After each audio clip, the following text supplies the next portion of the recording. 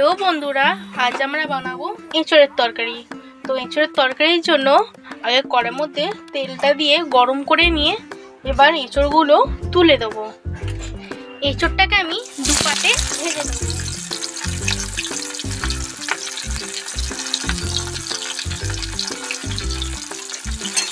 আচ্ছা, কার কার এঁচোড়ের তরকারি খেতে ভাল লাগে আমাকে কিন্তু কমেন্টে জানাবেন।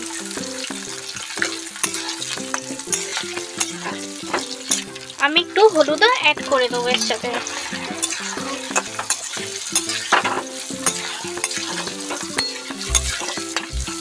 মশলার জন্য এখানে আদা রসুন বেটে নেব।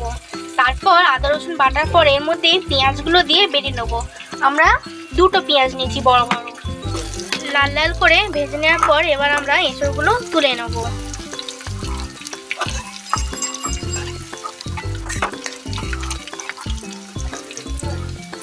বলে দিই, আজকে আমরা এঁচোড় চিংড়ি দিয়ে করছি না। চিংড়ি দিয়ে করলে একটা আঁশটানি গন্ধ ছাড়ে। আজকে চিংড়ি ছাড়াই করছি। আপনারা যদি চিংড়ি দিতে চান তাহলে চিংড়ি মাছটা ভেজে এঁচোড়ের সাথে অ্যাড করে দিতে পারেন। যখন এঁচোড় তরকারি হয়ে যাবে তখন লাস্টে অ্যাড করবেন চিংড়ি মাছটা। আবার এক ভাগ এঁচোড় আমরা দিয়ে দিলাম। দিয়ে আবার একটু পরিমাণ মতন হলুদটা দিয়ে দিলাম। দিয়ে এটা আবার ভাজা ভাজা করে নিয়ে বের করে নেব লাল লাল হয়ে যাওয়ার পর।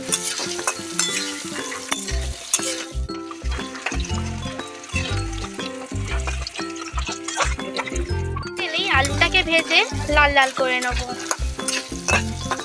এর মধ্যে একটু নুন অ্যাড করে দেবো আর একটু হলুদ অ্যাড করে দেবো।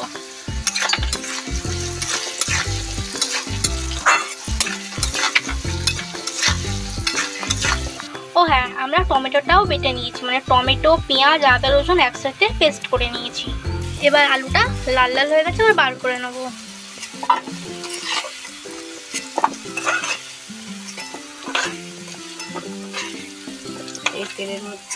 এই তেলের মধ্যেই চিনি দিয়ে দেবো অল্প। তারপর গোটা গরম মশলা এক এক করে দিয়ে দেবো। দুটো লবঙ্গ, একটা এলাচ, একটা তেজপাতা দিয়ে নাড়াচাড়া করে নেব। নাড়াচাড়া করার পর যে পেস্টটা বানানো হয়েছে সেই পেস্টটা দিয়ে দেবো।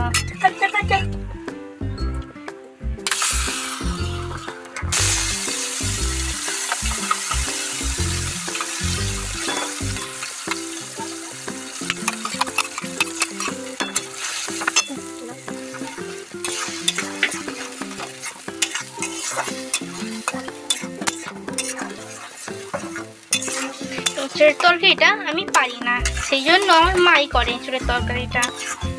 আর এঁচোড়ের তরকারিটা খেতে কিন্তু হেবি টেস্টি হয়।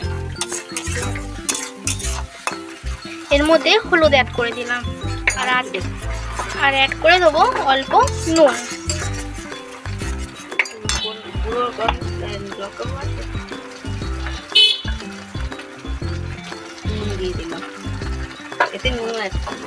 এতে নুনও অ্যাড করে দিয়েছি আর অ্যাড করে দেবো অল্প গুঁড়ো লঙ্কা,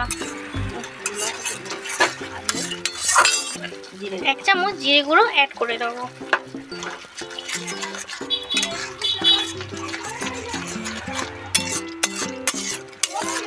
এরপর দইটা এর মধ্যে অ্যাড করে দেবো।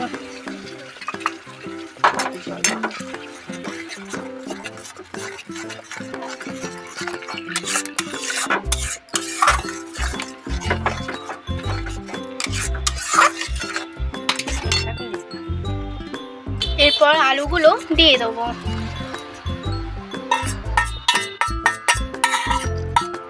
আমি কিন্তু মিক্সিতে আগে দইটা ফেটিয়ে রেখে দিয়েছিলাম।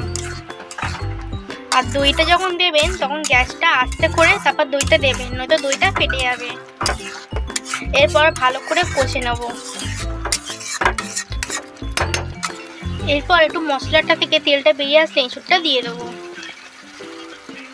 দিয়ে এঁচোড়ের সাথে মশলাটা ভালো করে কষিয়ে নেব, যাতে এঁচোড়ের ভেতর মশলাটা ঢুকে যায়।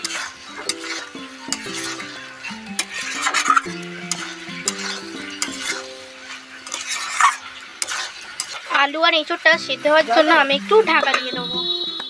ঢাকাটা তুলে দেবো। তুলে দিয়ে একটু নেড়ে চেড়ে নিয়ে জল ঢেলে দেবো।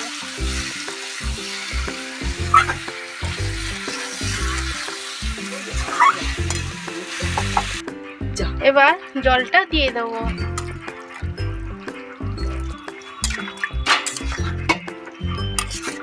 দিয়ে নেড়ে চেড়ে নেবো। নেড়ে চেড়ে নেওয়ার পর ঢাকা দিয়ে দেবো।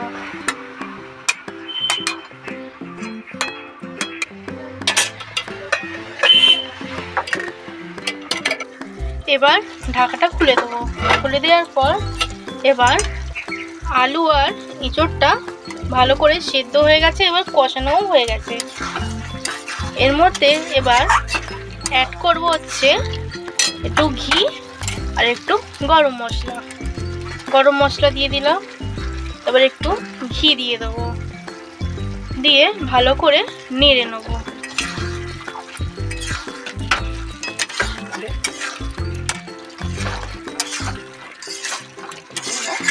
ব্যাস, এবার হয়ে গেছে। এবার বন্ধ করে নামিয়ে নেবো। এর ওপর থেকে এবার একটু ধনেপাতা ছড়িয়ে দেবো আর একটু গরম মশলা ছড়িয়ে দেবো।